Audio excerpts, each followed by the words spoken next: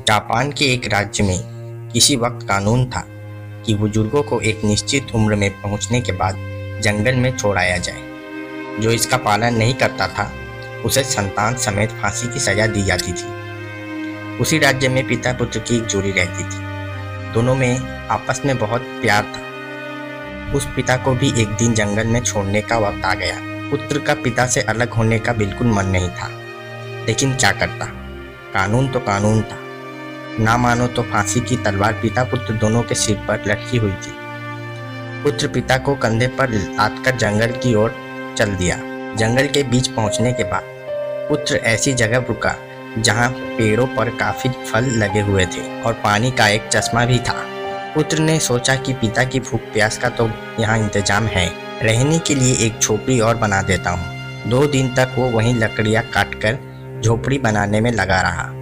पिता के विश्राम के लिए एक तख्त भी बना दिया। पिता ने फिर खुद ही पुत्र से कहा, अब तुम्हें लौट जाना चाहिए। भरे मन से पुत्र ने पिता से विदाई ली तो पिता ने एक खास किस्म के पत्तों की पोटली पकड़ा दी।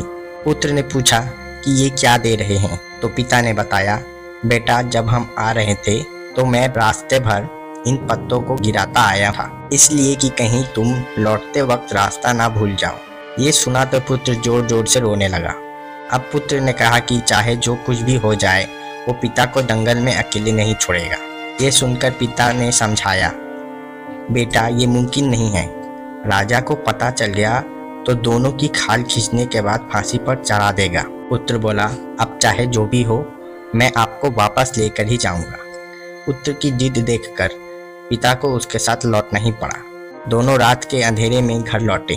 पुत्र ने घर में ही तहखाने में पिता के रहने का इंतजाम कर दिया, जिससे कि और कोई पिता को ना देख सके। पिता को खाने पीने का सामान वो वही तहखाने में पहुंचा देता। ऐसे ही दिन बीतने लगे। एक दिन अचानक राजा ने राज्य भर में मुनादी करा दी, जो भी राख की रस्सी लेकर देगा उसे मालामाल कर दिया जाएगा। अब भला राख की रस्सी कैसे बन सकती है, उस पुत्र तक भी ये बात पहुंची। उसने पिता से इसका जिक्र किया। पिता ने ये सुनकर कहा कि इसमें कौन सी बड़ी बात है, एक तसले पर रस्सी को रखकर जला दो। पूरी जल जाने के बाद रस्सी की शक्ल बरकरार रहेगी। यही राख की रस्सी है जिसे राजा को ले जाकर दिखा दो।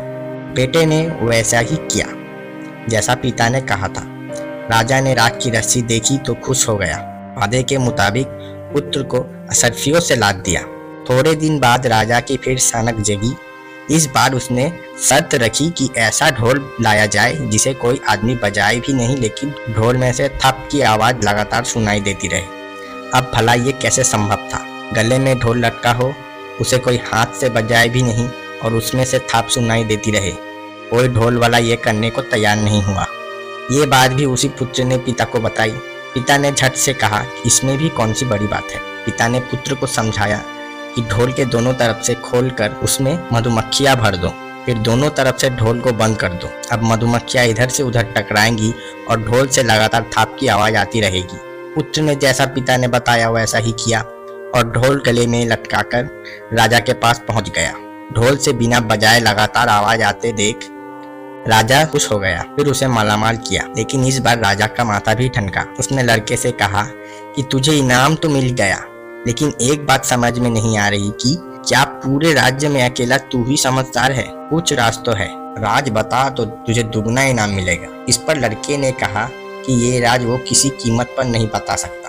राजा के बहुत जोर देने पर लड़के ने कहा कि पहले उसे वचन दिया जाए कि उसकी एक मांग को पूरा किया जाएगा। राजा के वचन देने पर लड़के ने सच्चाई बता दी, साथ ही मांग बताई कि उसी दिन से बुजुर्गों को जंगल में छोड़कर आने वाले कानून को खत्म कर दिया जाए और जो बुजुर्ग ऐसे हालत में जंगल में रह भी रहे हैं उन्हें सम्मान के साथ वापस लाया जाए।